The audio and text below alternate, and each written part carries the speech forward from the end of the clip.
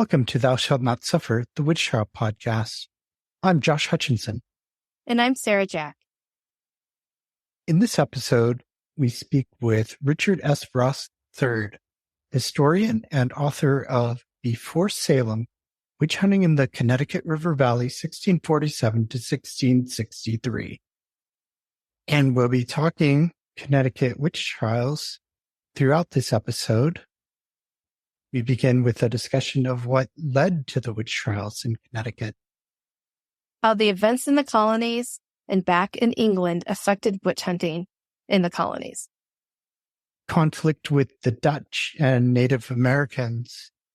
The influence of the English Civil War. The impact of the self-proclaimed witchfinder general, Matthew Hopkins. What were his witch-finding techniques and what were other witch-finding techniques that were used in the colonies? We'll discuss the supposed diabolical conspiracy to undo the church. And differences between beliefs of common people and upper classes and clergy. Cover all that and more. We also have a special treat for you this week. We have author Beth Caruso returning to the show to discuss the possible location of the witch trial hanging site and a magnificent tree that unfortunately no longer lives called the witch elm. We'll tell you where you can find a photo of it. And we'll have a link to that in the show notes. Now here's Richard Ross III. I did a talk at Center Church in Hartford as an example. And when I finished, a lot of the people were actually descendants of people in Hartford because this church is right in Hartford. I think it's the second congregational church. And they were just so enthusiastic because they didn't know this, their family and their ancestors. And I enjoyed doing this and helping people understand their past better. That's way of saying it. Yeah, we really appreciate what you've done for the Connecticut Witch Trial History. It's so great to get it out in the open, and we encounter quite a number of descendants. Oh, I bet. Have a lot working with us on the Exoneration Project. One of our goals is just to get the education out there, get the history out there among everybody. I'll tell you something. This is how I got interested in this. I'm not from Connecticut. And so I moved here to take the job at Trinity. And my wife, has since passed away, unfortunately, but she saw something in the paper, a little article about Connecticut Witch. It was just this witch's little. And I said, I never heard of that. What is going on here? And so then I was getting ready to teach a course, witch trials. I'm put it that way. It wasn't witchcraft. It's about the witches and the trials and what happened. But it was in Salem that I first thought I would talk about with my class. And it was a seminar, first year seminar for the students. And what happened was I started off with Salem because there's plenty of material on Salem. But I started looking into Connecticut, but there wasn't much material in Connecticut. So I started doing research and started pulling together the material that I could so that I could give my students, they could do papers on the Connecticut witch trials, which is what I wanted them to do. And that's how I got started into all the business of looking at different trials and what happened and trying to do research on the history. And that's how I got started on it. We're so glad that you did. There's always been this theory, and it may be correct, I don't know, but that Connecticut fathers, so to speak, didn't really want to talk about it. There wasn't much they could do in Salem because it was out there. They did something else in the end. They turned around and made a production out of it. So that now Halloween is like the biggest event in Salem, the month of October. But Connecticut's always been pretty quiet about it. You talk to people in Connecticut and you talk about witches in Connecticut and they won't know what you're talking about. They've never heard of it. Recently, of course, we're getting more out there and the Exoneration Project is helping. The first one, I guess, a number of years ago, didn't really get out there. There's been a lot more research, let's put it that way, so that people have something to look at and to see what we're talking about. But it's always been quiet. And it's only been, I would say, I think it was in 1905, as an example, that Trumbull's daughter published that article in the Hartford Courant and actually named Alice Youngs as the first woman executed in New England for witchcraft. So it hasn't been that long. There were articles in the newspapers in the early 1900s. They had discovered some documents that the Willis family had held all those years. And those came out, but people were aware of it, but only really the genealogists and historians and that group of people. It really wasn't out there in the public eye, and it really hasn't been until just recently, I guess, best way of saying it. We'd like to ask you some questions about your book. You begin with an excellent explanation giving the background of what was going on in England and New England before the witch trials. Can you tell us how the wilderness of New England challenged the colonists? Well, if you think of the wilderness, like when Christ went out into the wilderness and confronted the devil, that was the image, the way they were living it. It was primarily, I think, the Native Americans that they confronted, as they were able to settle, at least initially, New England, because so many of the Native Americans had died from epidemic disease. When they moved in, and it wasn't necessarily from the colonists themselves. There were people that were here before the colonists. Fur trappers, people that came in, and that disease had already been going in waves, like smallpox, right? Things like that. So that when they settled, here they are in the wilderness with wild animals. It was certainly not anything like the way it was back in England. And so they had to learn a whole new way of life and confront themselves. They had to confront themselves, what they were, and what it was like living out there. The sun goes down at night. It's pitch black. You hear things. There are stories that you've heard about from back in England about the demons and witches and things like that. So psychologically, it was very disturbing to the people. They just were not used to it. The Native Americans, they considered these people to be the devil's minions. They felt that when they came here, that they were coming to the devil's land, his kingdom, and they were invading his kingdom, and they had to fight back, so to speak. That's another thing. And you mentioned that the population had been reduced due to sickness. Is there other reasons that they were able to acquire and settle into the territory that made things tenuous between the Native Americans and the colonists? One of the things is the colonists had weapons like guns, right? Native Americans didn't have guns. And we know that every time somebody got close, if they tried to sell them a gun, we think that's what happened to John Carrington. He got in trouble they thought he was trying to sell a gun. And that wasn't probably the reason initially. It might have they might have been suspicious of him. And then other things came into play that finally got him convicted of being a witch, and his wife too, which I have no idea why his wife was, but obviously he associated with her. So maybe that's what did it.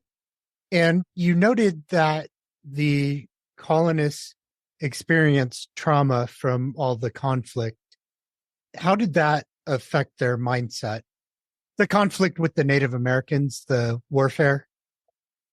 It seemed a lot of the people that were accused of being witches were somehow or other, they tried to implicate them with getting involved with the Native Americans. Remember, these people believed that they were living in the end times and that the Native Americans were servants of Satan, and that Satan was trying to convert as many of even the colonists to turn away from God so that there would be fewer people that would be saved, so to speak. The Native Americans, their religion wasn't Christian. So that they did things that they felt were deviltry. And even one of the things that comes up sometimes is the idea that, especially with the women, that they may have used like Native Americans, healing methods, something like that, which I don't believe that these women did, because whatever healing methods they took with them probably came from England. Because to get involved with Native Americans, healing at all, would have been anathema. They really would have been considered witches because of getting involved in that. I know for a number of different cases that there's always somehow a mention of Native Americans. Even the famous case of Elizabeth Sager. The witness claims that she and her friends were dancing around a kettle, and they could see what they thought were Native Americans involved in it. And there's another case with Mary Staples, some kind of like little Native Americans, memento of some sort that somebody thought they saw her holding. In other words, they tried to connect them with the Native Americans, but they never really convicted the Native Americans of being witches. They didn't take them to court, and the Native Americans were not Christians. They're outside the community because they weren't betraying their belief in God.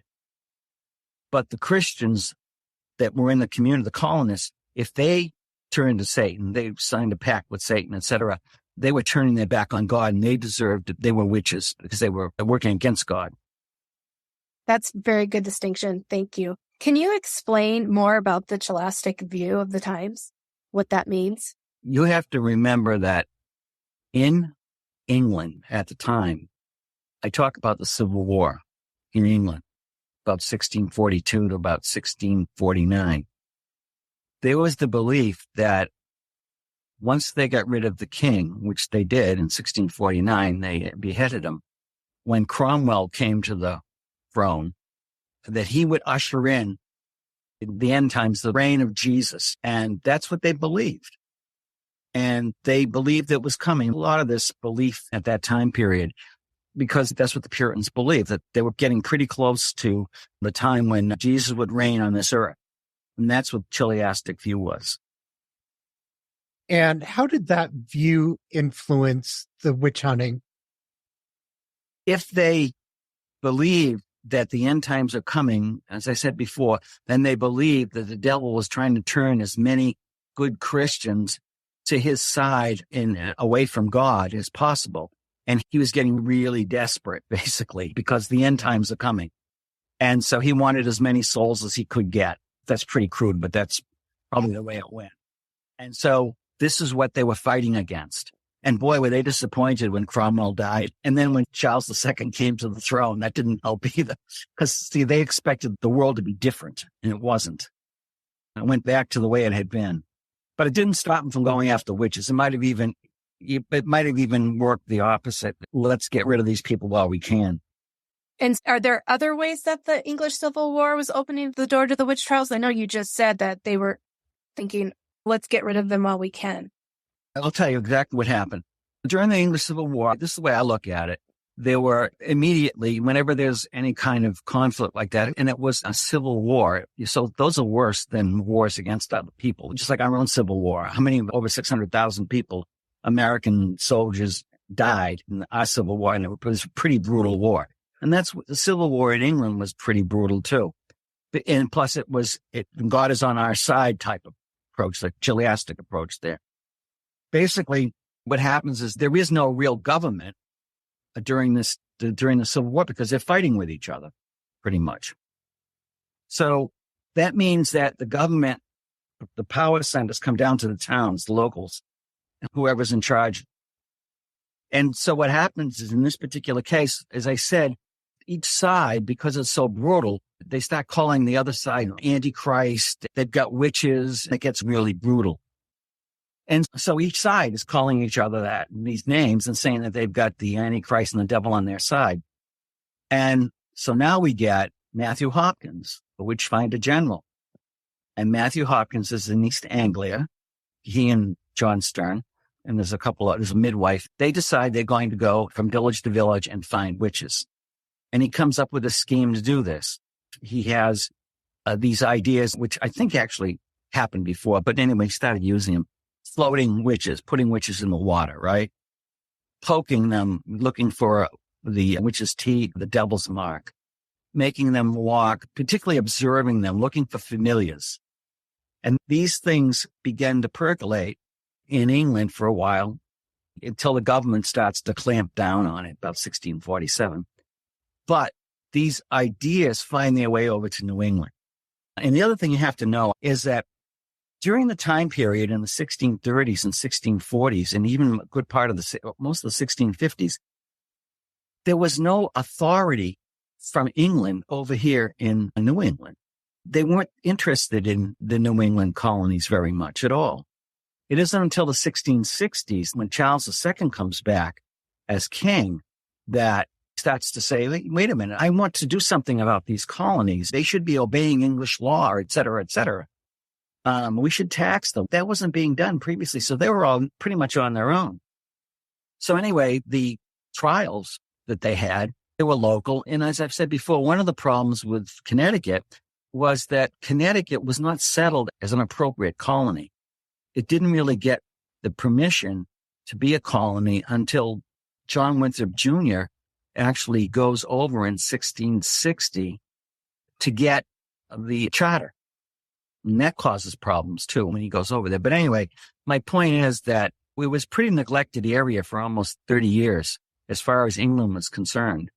And so that you had these courts, for example, like the particular court that was set up in Connecticut, and they were using English law. They were trying to use English law, but it wasn't like they were appointed by somebody from England. Let's put it that way.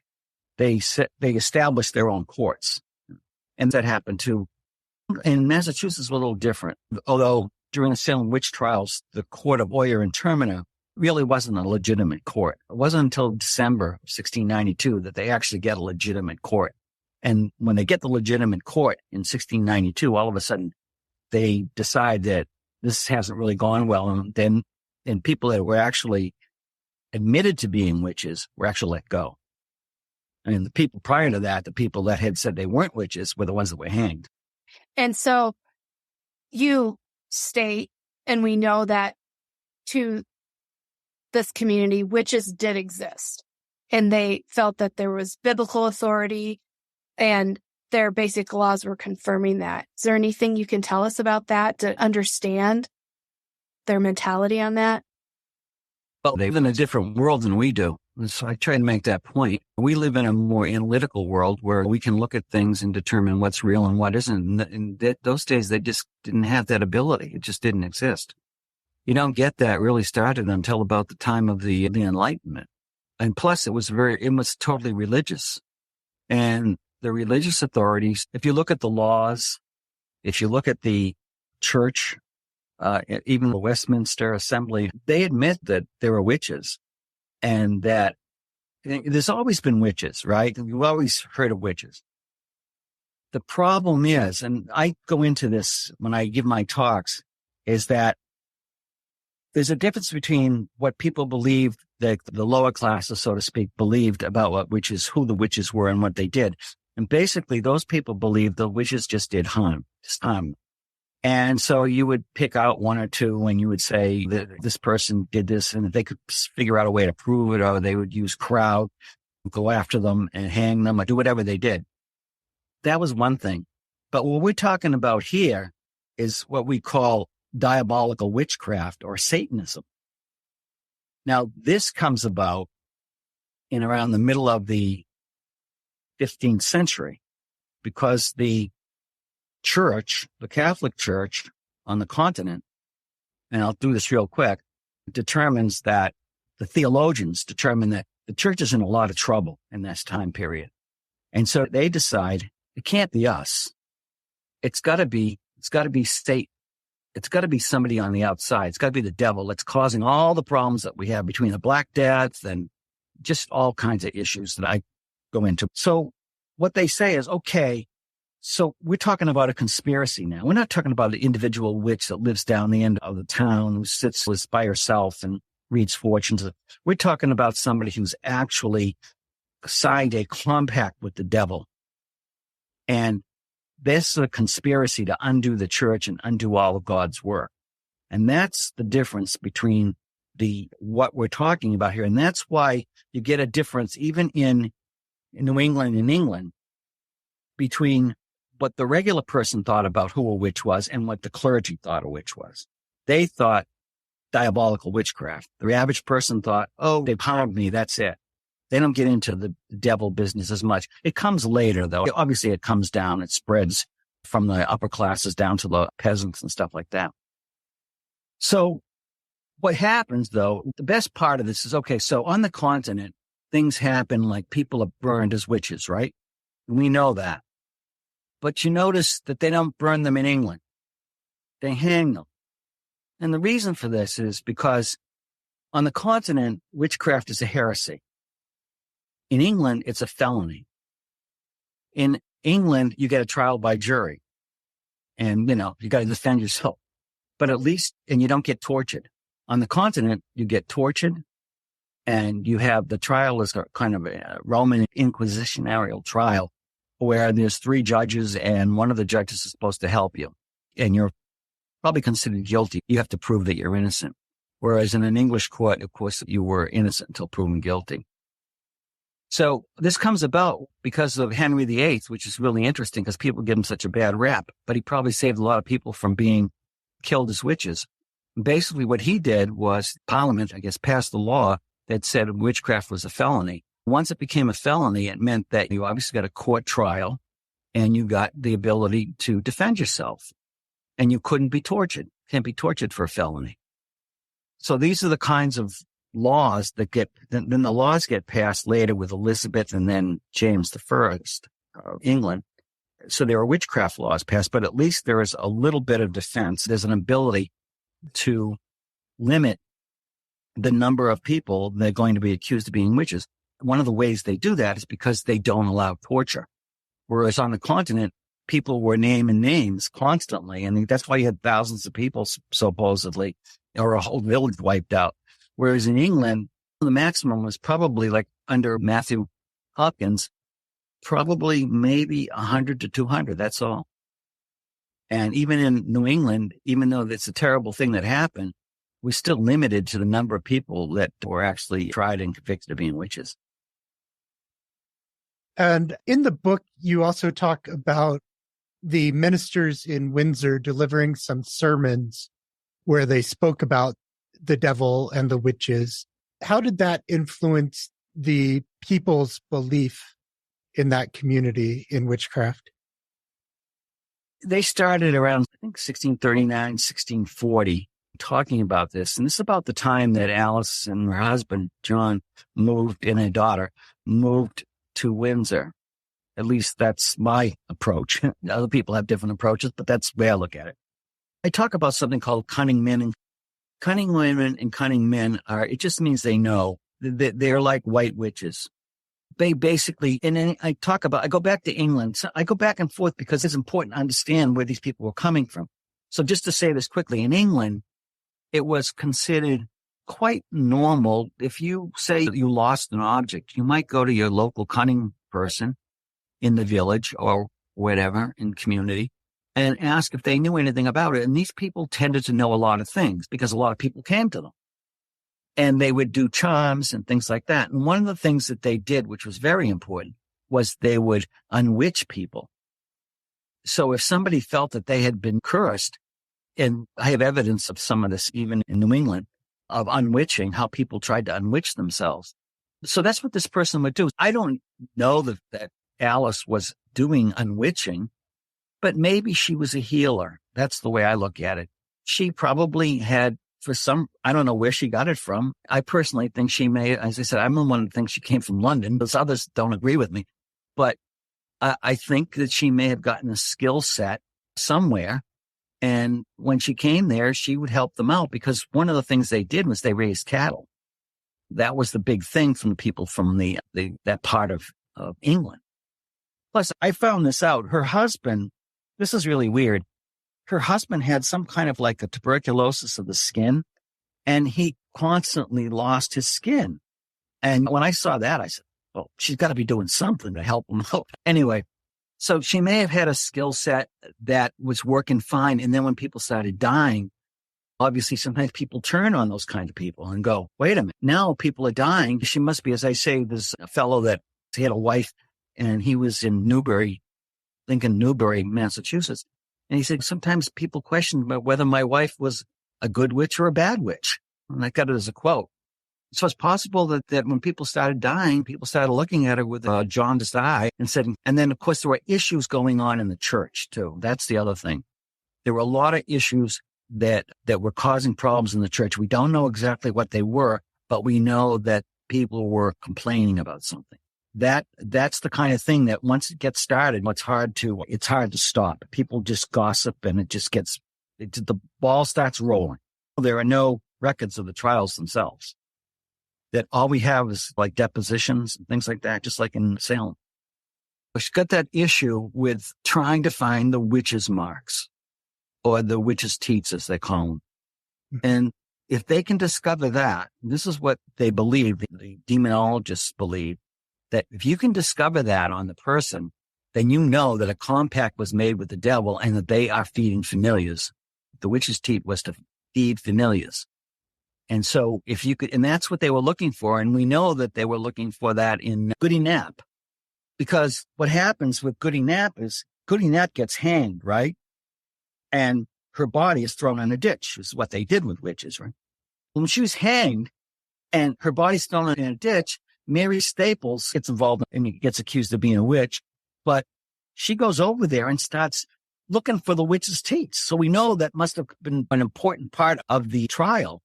And one of the other ladies says, wait a minute, be careful there, or they'll think you're a witch too. If you say that because she was going, there's nothing on her that's any worse than anyone than me. And that's when the other lady says, wait a minute, you're going to get in trouble for this. And so we know that was very important. We don't hear about it that much, but obviously it was important because that Mary was looking for it to say if that was the proof. And then I guess a woman named Odell, she was a midwife. Now the midwives are different. Midwives actually were very respected. She comes up to Mary Staples and said, she's got him. She's got him. And just shut up, basically, or you're going to get yourself into a lot of trouble. So anyway, that's what happened. Wow. That's a great story. Historical story.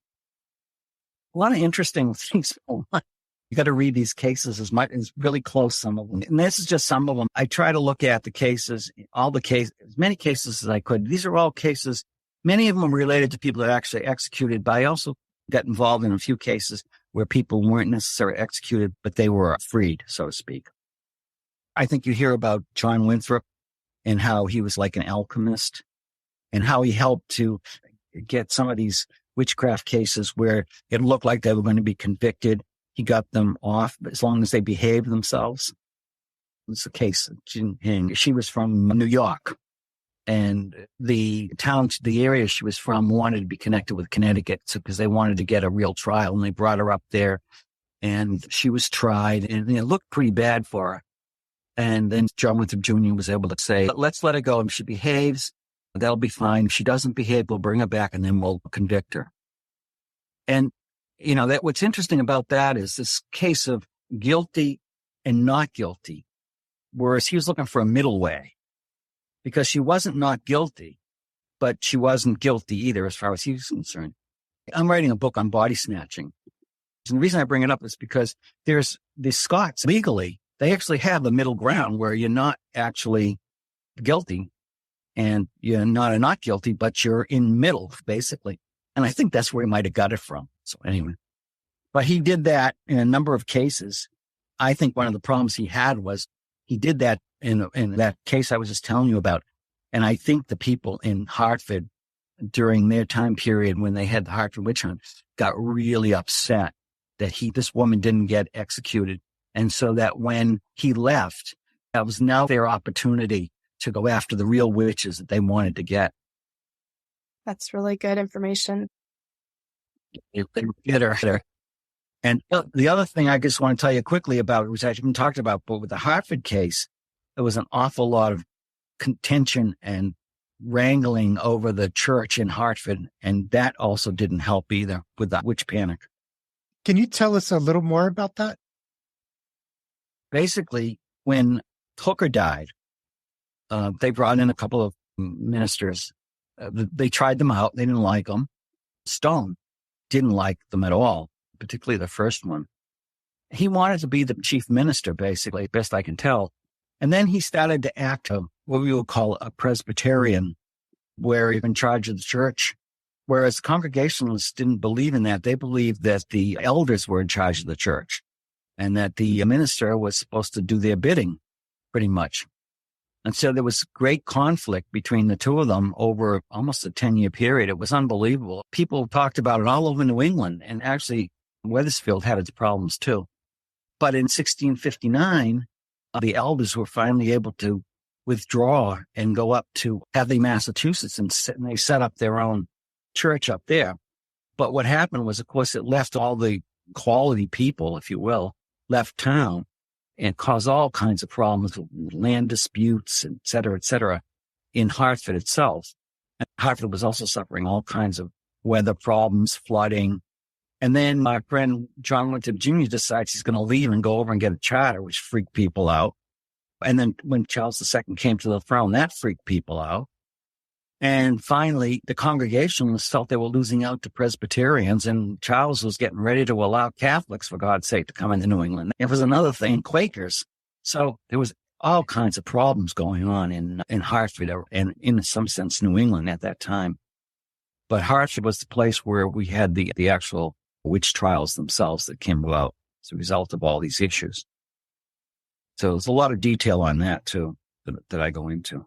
And there was conflict in the church, too. The other thing that happened was the thing that most people don't talk about, which I like to talk about, is the fact that one of the young women, Anne Cole, was possessed.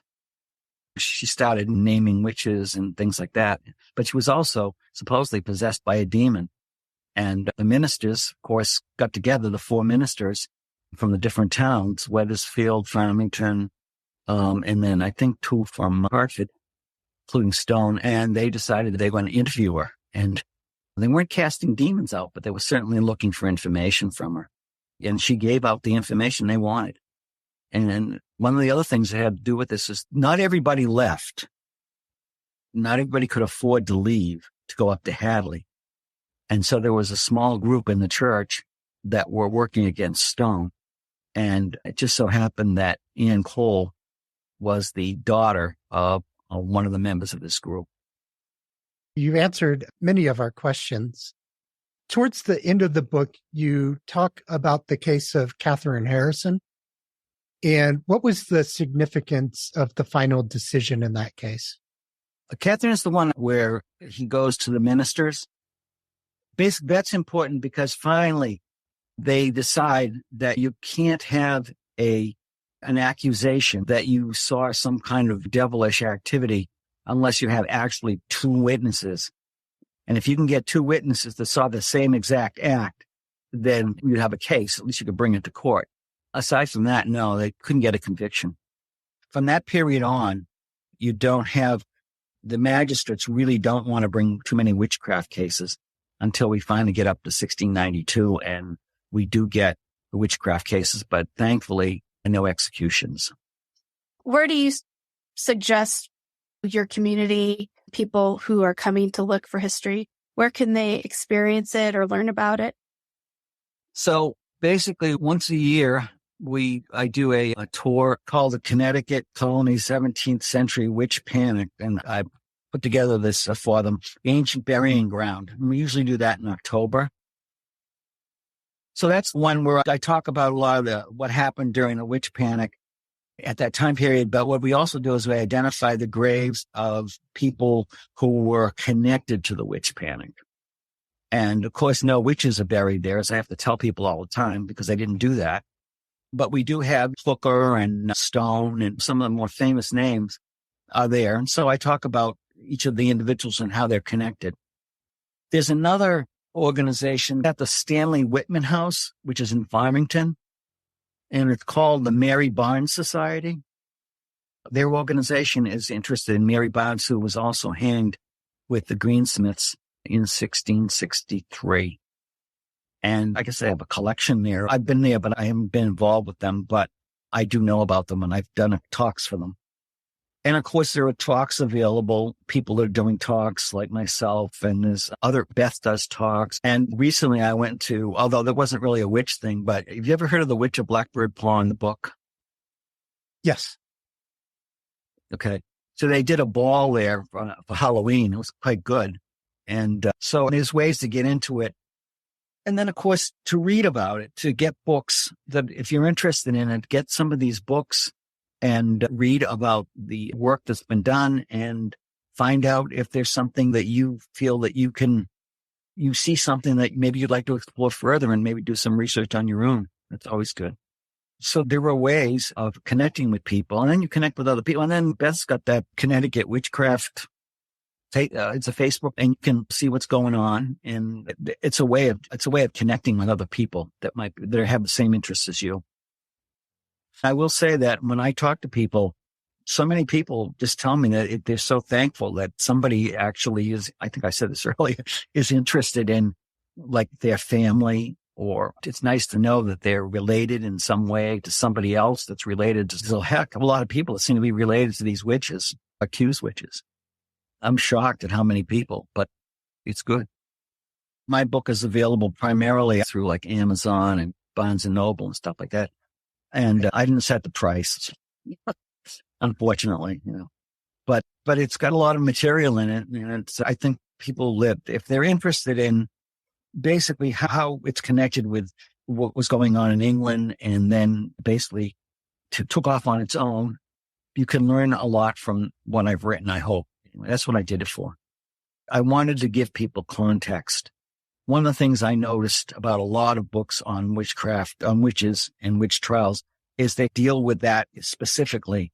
Whereas what I wanted to do is to look at it and put it into a totality, a context. And then people can understand some of these trials better, I think, is what was going on in the world at that time. The real purpose for the book really is to put them all into a larger context. And particularly, obviously, the Connecticut Witch Trials. Thank you. Thank you for having me. I really appreciate it. And now we go to author Beth Caruso, who has an update on a possible location of the Connecticut Witch Trial hangings in Hartford. Dr. Love was a historian, and he was a reverend as well. So in 1914, Dr. William DeLoss Love published a history called The Colonial History of Hartford, which focused on how the city of Hartford developed. And on page 286 of this book, he talked about a possible witch hanging site. Now, Dr. Catherine Hermes, our historian friend, she has said how impressed she was with Dr. Love's references. He literally went to colonial land records and he followed them through time. In one colonial land record, it said that it was near the hanging site, or it was the property of what the old hanging site was, or gallows. And keep in mind, those gallows were used not just for witch trial victims, but the other first hanging victims were mostly Native Americans. They hanged for murder, and also gay people, and they are on the record as being hanged for sodomy. So this is a site that does pertain to witch trial victims, but there are also others who were targeted for their skin color, their culture, their sexual preference as well. So we do need to keep that in mind when we talk about these gallows. I'm going to read you the specific site that he is talking about. But before I do that, I do want to tell you that we don't absolutely know for certain where the hanging site was. And I've heard so much hearsay, but there is no direct evidence. One spot that it has come up as hearsay is near the old State House. Apparently, at some point in time, when they were doing construction in the area, they did find some human remains in the ground near the old State House.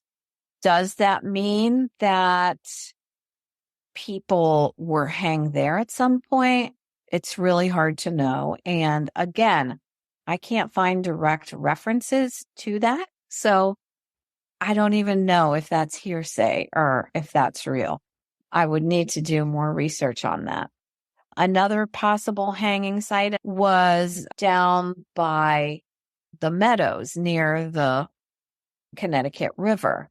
And I think where that might come from is there's an old map from the 1630s. And after the Pequot War, near that site, they would this sounds terrible, but they would cut off the heads of the natives that they were conquering and put them on pikes. And they would put those on this land next to the river as a warning. And this was not anything new for the English. At that time in London, near the Old London Bridge, criminals, after they were killed, they'd be decapitated and their heads would be on pikes right near the London Bridge as well. So this was part of a criminal thing that they did as a warning to who they considered to be other criminals. So that might be where talk of a possible other hanging site comes from because of that. Another place at Trinity College, there's a hill, and up on that hill, there were gallows there at one point in time. But every historian I have talked to has said that those were gallows from the time of the Revolutionary War, and they did not believe that witch trials were there. I would say the absolute most solid and strongest evidence of where the hanging site was or where the gallows were would have been a mile from downtown Hartford at the time, Main Street, about a mile out, up Albany Avenue, which at that point was a road that went out to cow pasture. And there was supposedly a hill there. And if we know from Salem, it was from the downtown proper, and it was on a hill where they had a gallows. So going by those things, it seems like it would fit a little better. But then we have this reference by Dr. Love, who is very specific. And so I'm going to read you what he wrote, and this all comes from land records. This is page 286 of the Colonial History of Hartford. And he starts out at the beginning of the page talking about Elizabeth Seeger and Mary Barnes being indicted. But then he goes down and he says, it seems probable that the witches were executed outside of the town plot, on the road from the cow pasture into the country. There, the gallows of early times were located. On March 10th, 1711 to 12, John Reed sold to John Alcott a tract of about 7 acres, bounded south on the highway leading out of Hartford town towards Simsbury, now Albany Avenue. It is described in the deed as near the house lately built by Joseph Butler, near where the gallows used to stand.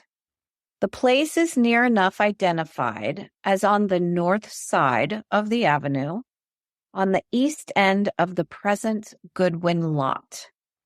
There a large elm tree on a rise of ground might well memorialize the place where this tragedy of Hartford's early history was enacted. Then he goes on to say the usual place of punishment for minor offenses was in the meeting house yard.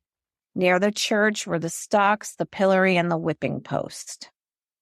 So, and this is fairly concrete, I think, because he is looking at very old deeds from the early 1700s.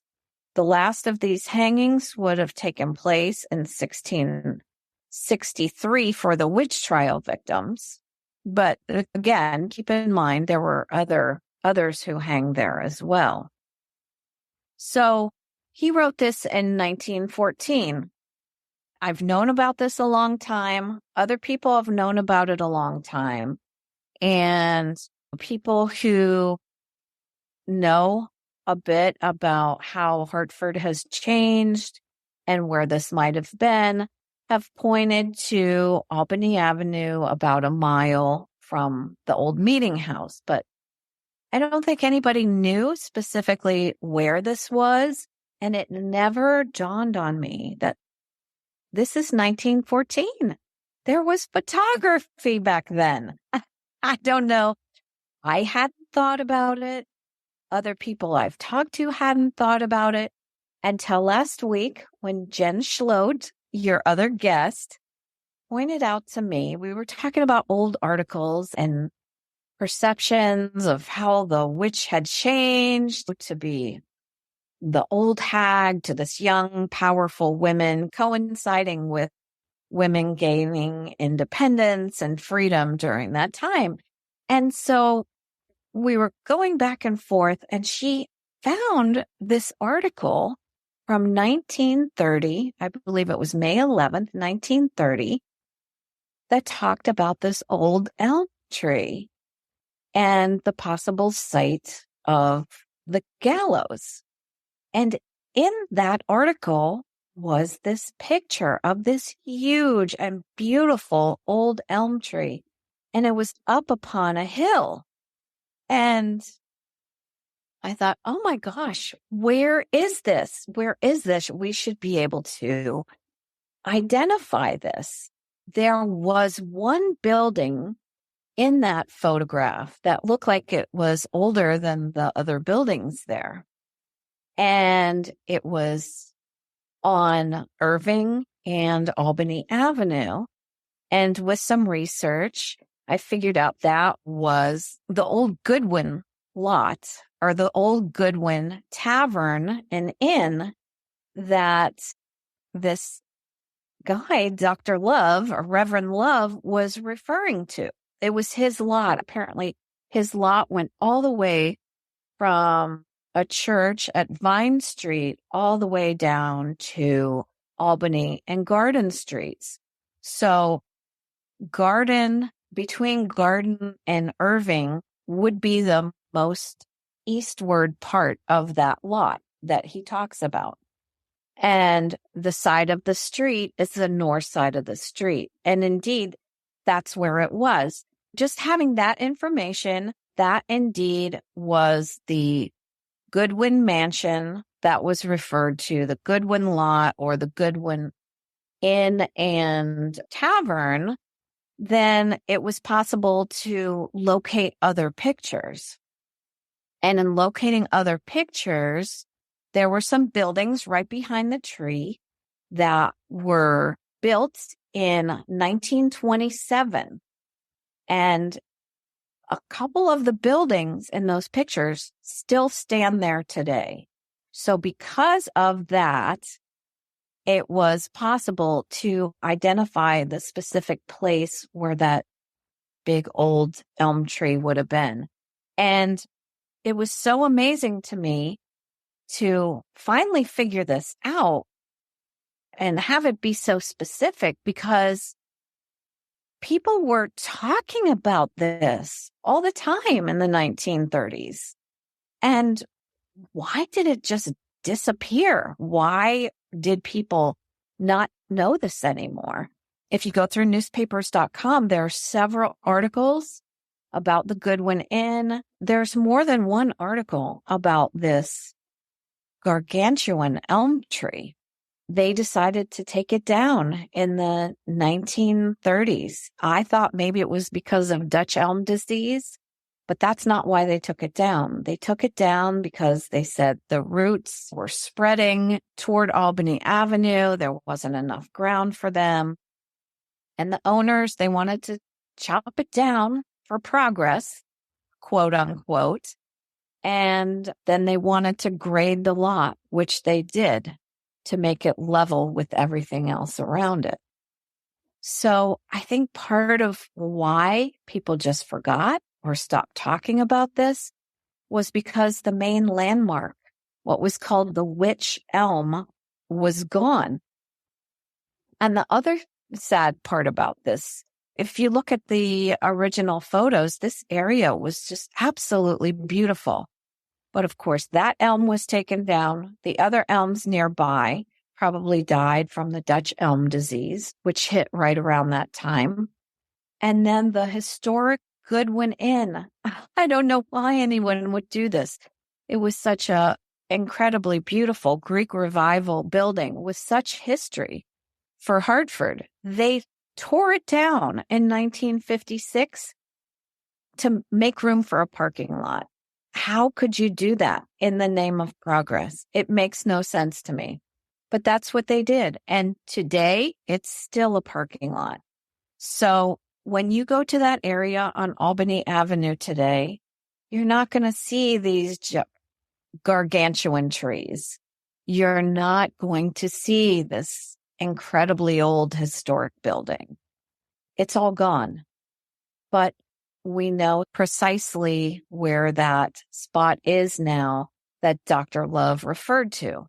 Now, again, I'm going to quote him. There, a large elm tree on a rise of ground might well memorialize the place where this tragedy of Hartford's early history was enacted. We don't know for absolute sure that old elm tree was indeed a hanging tree for the gallows. But we do know it was that area. And I looked up other old elm trees to see the size of the trunk. Elm trees, even very old ones, the girth was not huge like an old chestnut tree. The girth was, with the oldest trees, maybe 6 to 10 feet. And if you look at that old tree in the photograph, that does match that. It's possible that it was the tree because everything else was pretty much chopped down. I did find a picture of the Goodwin Inn in 1925, and this is before the neighborhood behind it was built up. It just looks like fields, and it's pretty much farm fields everywhere with a few of these elm trees. But the giant elm was one of 3 trees that was talked about in a special tree book. It was called Trees of Note in Connecticut by Catherine Matthews. It was published in 1934. There were only 3 trees that she listed in Hartford that were well known. One, of course, was the charter oak. By then, the charter oak was gone, but they very carefully saved some saplings from the charter oak and strategically planted them in different places, which are still alive today. There was a third one, but the second one was this witch elm. And in the photograph for that book, the elm it just looks monstrous. You can also go to ctdigitalarchive.org and see yet another picture of that massive elm tree. And it's facing north, but it's also facing more towards Garden Street. So you can get another perspective. But in any case, I think this is really important to know. It's not the ideal place for a memorial right now. Right now, it's the property of a liquor store in the north end of Hartford, basically. The neighborhood over time has gotten very run down. I know there are projects there to bring the neighborhood up again, but what you see now is completely different than what in those photographs. And again, with these landmarks, the Goodwin Inn and the huge elm tree, I think this is why this came out of people's memory and why they just didn't talk about it for a long time. So thank goodness for newspapers.com. Thank you, Beth. Thank you, Beth. And we'll have a link to a photograph of the witch elm in the show description. And now for Minute with Mary, featuring Mary Bingham. Mary Barnes. I have an update on the condition of Mary Barnes for which she was treated between 1657 and 1659. I first spoke of this in the episode titled Andy Verzosa on Museums, Mary Barnes, and Farmington, Connecticut. John Winthrop Jr., as an alchemist who studied Paracelsus, believed that medicines created conditions for which the body to heal itself. After looking at this journal entry more carefully, I discovered that Mary was treated with at least 3 medicines: saltpeter, sage, and most likely sugar. Today, saltpeter is known as potassium nitrate and can be used to destroy, preserve, and heal. John Winthrop Jr. knew that it was a fertilizer, food preservative, and an ingredient used to make gunpowder. On the other hand, John Winthrop Jr. could have used saltpeter to create the condition for the body to heal skin lesions, itchiness, and inflammation. I don't know why John Winthrop Jr. would have used sage as of yet. Today, however, sage is used for headaches, sore throat, and inflammation. Sugar would have been prescribed to create the condition for the body to heal wounds. My transcription of this journal entry is far from complete. However, this small bit of knowledge brings us a little closer to knowing more about Mary Barnes. Mary seemed to have responded favorably to this treatment before having a relapse. Winthrop Jr. was able to help her both times to heal from a possible uncomfortable skin condition. Stay tuned. I will keep the audience updated as my findings are clarified. Thank you. Thank you, Mary. Thank you, Mary. And now time for In Witch Hunts News featuring Sarah Jack. On Monday, we visited the Salem Witch Museum and the Salem Witch Trials Memorial with Dr. Leo Egwe, Director of Advocacy for Alleged Witches. He communicated with us the striking parallels between the historic accused witches and the alleged witches being attacked around the globe today. Parallels such as targeting vulnerable members of society with blame and punishment for natural misfortunes that the accused could not possibly have caused. Lives forever altered. Alleged witches maimed for life, having to flee their homes to find safety from the trauma. Words of innocence, quoted from the 17th century witch trial records, are chiseled in stone at the Salem Witch Memorial. Pleas of innocence, quoted directly from the Salem Witch Trial victims you may be familiar with. The parallel is that modern-day alleged witches are the exact counterpart. They are pleading and holding out their own arm, asking for their innocence to be recognized. Pleading, pleading, pleading until they are dead. Tuesday, Mary Bingham, End Witch Hunts board member, took us to Proctor's Ledge. At the Proctor's Ledge Memorial, Dr. Egwe commented on how the sufferings of the 1692 victims ring a bell in his heart, because people today are suffering under very similar conditions. We also visited the locations where Sisters Marytown Esty and Rebecca Town Nurse were arrested and the place where they were executed. These experiences were deeply moving, as we felt like we were touching tragic history. But this tragedy is not gathering dust in books. No, this tragedy has its counterpart across the globe where men, women, and children are taken from their home and accused of causing harm with witchcraft. In Connecticut, we are waiting for the Senate to vote on the resolution to absolve those accused of witchcraft in the 17th century. The United States is looked to for models of justice and dignity. Taking action here to absolve witch trial victims resonates in countries with people affected by witch hunts today, and among immigrant communities in the United States and other Western nations. People in every continent are likely to be affected by modern witch hunts because it's a smaller and smaller world due to instant connectivity and various cultures converging. Immigration is bringing beliefs from one part of the world to the rest of the world.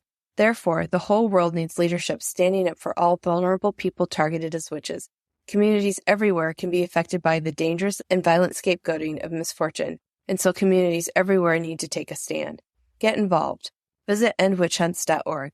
To support us, purchase books from our bookshop, merch from our Zazzle shop, or make a financial contribution to our organization. Our links are in the show description. Thank you, Sarah. You're welcome. Thank you for listening to Thou Shalt Not Suffer, the Witch Trial podcast. Please join us next week. Subscribe wherever you get your podcasts.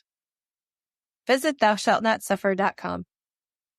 Or to tell your friends and family and neighborhood goat about Thou Shalt Not Suffer, the Witch Trial podcast. Support our efforts to end witch hunts. Visit endwitchhunts.org to learn more. Have a great today and a beautiful tomorrow.